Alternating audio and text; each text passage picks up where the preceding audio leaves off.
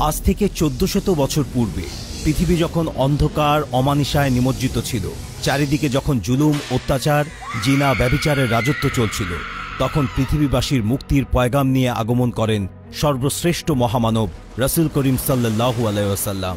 তার আগমনে শুরু হয় নতুন এক যুগের সূচনা। পৃথিবীবাসী খুঁজে পায় আলোর পথের ঠিকানা। নবীজি সাল্লাল্লাহু আলাইহি ওয়াসাল্লাম তার জীবদ্দশায় আরবের সকল গোত্রের মাঝে ইসলামের আলো ছড়িয়ে দিয়েছিলেন, কিন্তু পুরো পৃথিবীতে ইসলামের সুমহান বাণী পৌঁছানোর আগেই মহান রাব্বুল আলামিনের ডাকে সাড়া দিয়ে তিনি বিদায় নেন। তবে তার ওফাতের পরে তার হাতে গড়ে তোলা তারই সুযোগ্য সাহাবায়ে কেরামগণ উদ্যোগ নেন নবীজি সাল্লাল্লাহু আলাইহি ওয়াসাল্লামের অসম্পূর্ণ কাজ সম্পূর্ণ করার। সে ধারাবাহিকতায় আবু বকর রাদিয়াল্লাহু আনহুর শাসনামলে পারস্যে দাওয়াতি কার্যক্রম পরিচালনা করার জন্য একদল সাহাবী পাঠানো হয়, কিন্তু পারস্যবাসী তাদের সাথে দুর্ব্যবহার করলে তাদের শায়েস্তা করার জন্য সৈন্যবাহিনী প্রেরণ করা হয়। মুসলিম সৈনিকরা যখন পারস্যের বিভিন্ন অঞ্চলে বিজয়ে ব্যস্ত, সে সময় আবু বকর রাদিয়াল্লাহু আনহু ইন্তেকাল করেন এবং খেলাফতের দায়িত্ব গ্রহণ করেন ইতিহাস শ্রেষ্ঠ বীর হযরত ওমর ফারুক রাদিয়াল্লাহু আনহু। খেলাফতের মসনদে বসেই পারস্য জয় করার জন্য বিশেষ জোর দেন তিনি। তার দিক নির্দেশনা ও আল্লাহর রহমতে মুসলমানদের হাতে প্রবল পরাক্রমশালী পারস্যের পতন ঘটে। পরাজয় যখন নিশ্চিত হয়ে যায়, তখন পার্শ্ববর্তী দেশ ইরাকে আশ্রয় নেয় পারস্য সম্রাট ইয়াজদিগার্ড। ইরাক হচ্ছে মেসোপটেমিয়া সভ্যতার জন্য বিখ্যাত পৃথিবীর সবচেয়ে প্রাচীনতম দেশ।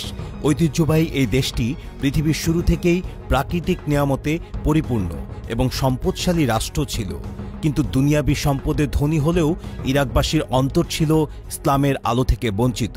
তাই ইরাকে ইসলামের বাণী ছড়িয়ে দিতে এবং পারস্য সম্রাট ইয়াজদিগার্ডের ষড়যন্ত্র দমন করতে খলিফা ওমর ফারুক রাদিয়াল্লাহু আনহু ১৬ হিজরিতে বিখ্যাত সাহাবী হযরত সাদ বিন আবি ওয়াক্কাস রাদিয়াল্লাহু আনহুর নেতৃত্বে ২০,০০০ সৈন্যের একটি বাহিনী প্রেরণ করেন। সাদ বিন আবি ওয়াক্কাস রাদিয়াল্লাহু আনহু তার বাহিনী নিয়ে মাদায়েনে অবস্থান করেন এবং সার্বিক পরিস্থিতি পর্যবেক্ষণ করতে থাকেন। অতঃপর খলিফার পক্ষ থেকে নির্দেশ আসে হাশেম বিন উতবা রাদিয়াল্লাহু আনহুর নেতৃত্বে একটি সেনাদল যেন ইরাকে প্রেরণ করা হয়। হাশেম বিন উতবা রাদিয়াল্লাহু আনহু ছিলেন সাদ বিন আবি ওয়াক্কাস রাদিয়াল্লাহু আনহুর ভাতিজা। তিনি হাশেম বিন উতবার নেতৃত্বে ১২,০০০ সেনার একটি দল ইরাকে প্রেরণ করেন, যে বাহিনীতে ছিল কাকা বিন আমর রাদিয়াল্লাহু আনহুর মতো জগৎশ্রেষ্ঠ সেনাপতি। হাশেম বিন উতবা রাদিয়াল্লাহু আনহু ইরাকে প্রবেশ করলে পারস্যের রাজা ইয়াজদিগার্ড আর ইরাকের শাসক মিলে একটা বিশাল সেনাবাহিনী প্রস্তুত করেন মুসলমানদের মোকাবেলা করার জন্য।